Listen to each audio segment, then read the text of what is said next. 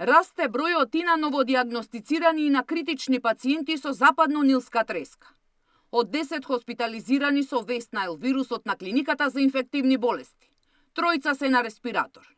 Покрај двајцата пациенти на 66 и 76 годишна возраст кои веќе се на одделот за интензивно лекување. Од ноќеска поради влошување на состојбата на механичка вентилација и 70 годишен скопјанец, кој е со коморбидитети, а заразата ја добил во земјата. Пред да му се појават симптомите, престојувал во внатрешноста на државата и првично таму се пријавиле ова за нега и тоест за контрола.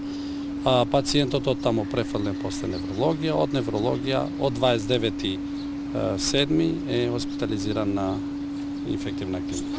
Останатите хоспитализирани на инфективна според лекарите се во стабилна состојба и продолжува нивниот болнички третман и медицински надзор. Сите 13 диагностицирани годинава се над 60 годишна возраст и се лица со повеќе хронични заболувања, што е ризик фактор да ја добијат најтешката форма на вирусот. И затоа лекарите за овие групи апелираат на зголемена предпазливост. Да избегнуваме излегување надвор кога комарците се најактивни, а тоа е периодот од преквечерија до утро.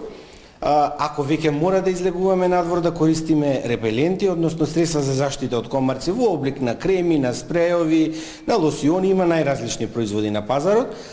Како би се заштитиле дома, секако дека имаме мрежи кои што се поставуваат на прозорите, на вратите, понатаму имаме исто производи за во домот, свеки, спирали, течност која што се става во струја, значи се она кое што може да се заштити.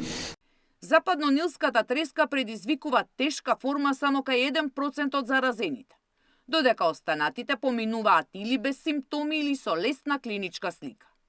Сања Димитровска, Сител телевизија.